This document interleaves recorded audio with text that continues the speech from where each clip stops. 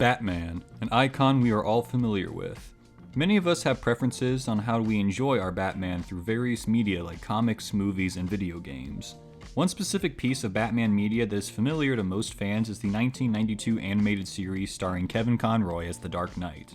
The series had a unique and appealing art style, moody directions with the occasional cheese factor, and lots of memorable moments that cemented Batman and his rogues gallery in the public eye. Well, that series was 33 years ago, and it's time for a modern take on the hero for today's generation. Slam the 2024's Amazon original series, Batman, Caped Crusader. In an uncertain time for Warner Brothers and their financial situation, a new Batman show from the mind of Bruce Timm, J.J. Abrams, and a few others is sold to Amazon Prime Video instead of hitting the cutting board. This series features a slew of diverse talent and is almost one-to-one in art and tone to the original animated series. To be honest, if it wasn't for the vast change in characters, this could have passed as a season 5 for the original show. Filling the role of Batman for this series is voice actor Hamish Linklater, and though he is no Kevin Conroy, I feel he did a good job portraying the Batman character. It reminded me of the voice and tone of Robert Pattinson's Batman, but Kevin Conroy's Bruce Wayne. Caped Crusader takes Batman to a 1940s crime noir period, which makes him more of a detective and less superhero. When initially watching the series, I was under the impression that this world is one grounded in reality, without fellow fantastical superheroes like the Justice League inhabiting the space. But to my surprise, they inject the classic fantasy element in later episodes with characters like Gentleman Ghost and Nocturna.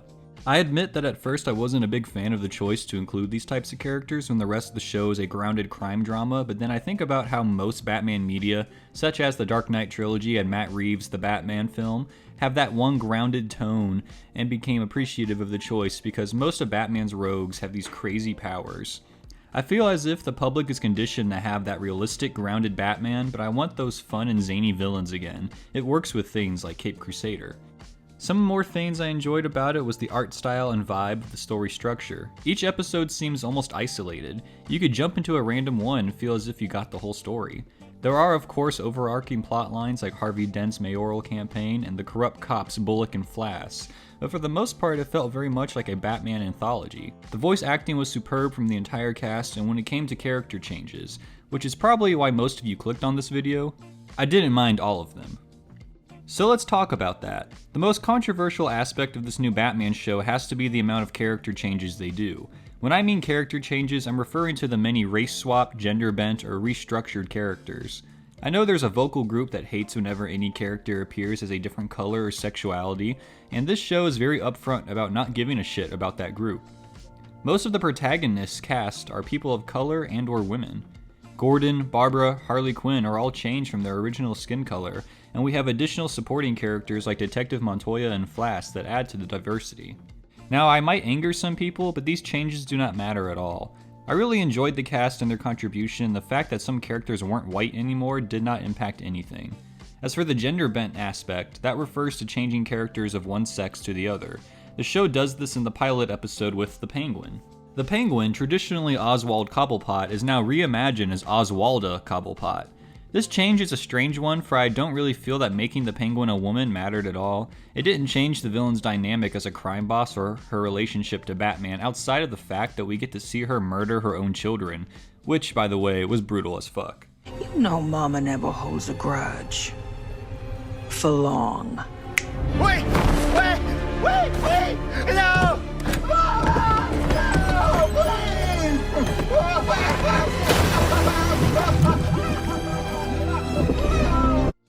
Changes like this were strange to see, but also did not matter or affect anything. So I also don't mind it. It's the multiverse after all.